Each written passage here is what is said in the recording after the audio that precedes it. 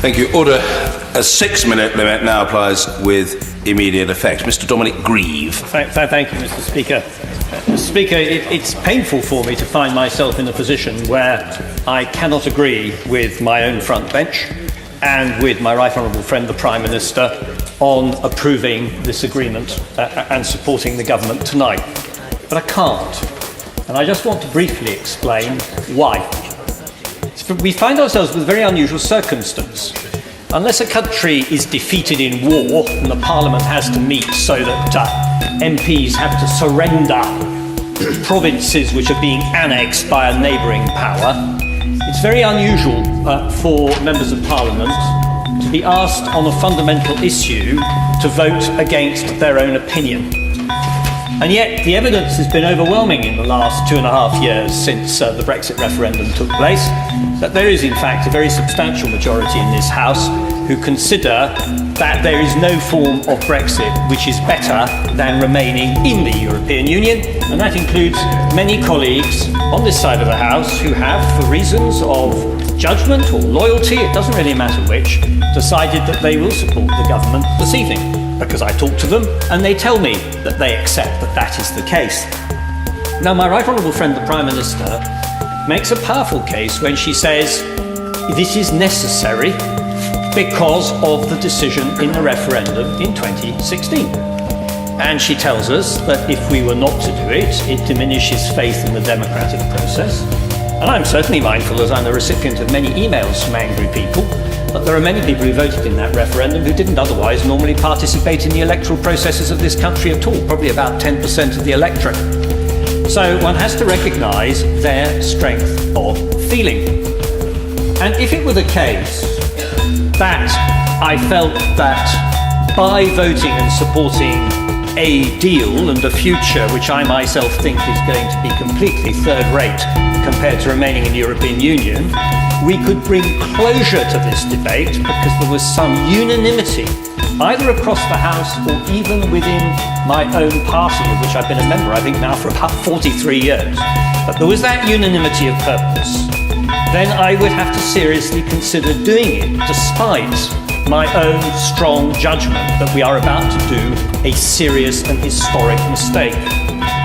But the problem is that this is simply not the case. There is no unanimity. Just take one example from today. The backstop, in my view, is a red herring. The point is, what are we going to do with Brexit when we have it? Do we intend to stay aligned roughly within the sort of European regulatory and tariff framework? Or do we intend, as some of my right honourable and honourable friends wish, to strike out for broad horizons? Well, if we do, it doesn't matter if we don't have the backstop. Because actually, the Good Friday Agreement precludes us from doing it for Northern Ireland, unless we intend to carve it out and leave it in the effectively in the European Economic Area.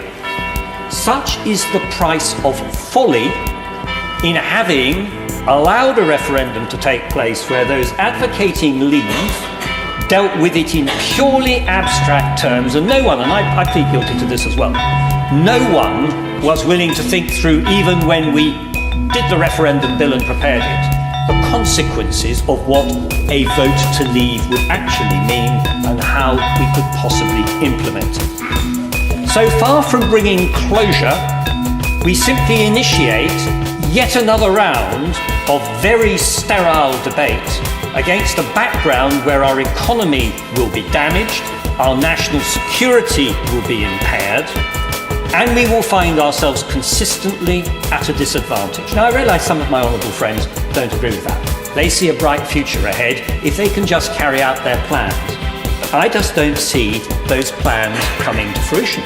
Indeed, I don't even see at the moment how the Withdrawal Agreement bill that will have to follow this approval is likely to get through the House when some of my colleagues, like the Honourable Member for Stone, start to look at the details. So, Mr. Speaker, with reluctance and sadness, I cannot go through and allow this further ratchet in the destruction of our country to take place.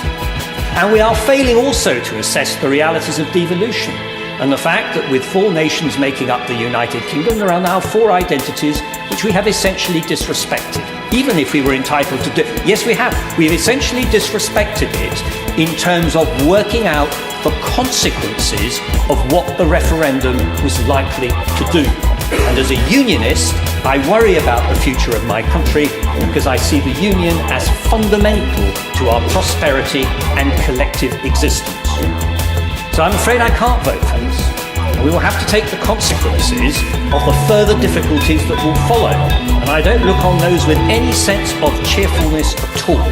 But I would be utterly going against my instincts and my judgment if I were to facilitate a process of further self-mutilation for our country, which is what I believe we are currently embarked upon. We should pause, we should reflect, and above all, I repeat it again, yes, I give them. The right honourable friend giving way. He speaks of consequences. He also speaks of those who have hitherto not participated in our democratic process but participated in the referendum. What does he think will be the consequences outside this House if this House tells those people their voice didn't matter and we will not deliver what they voted for?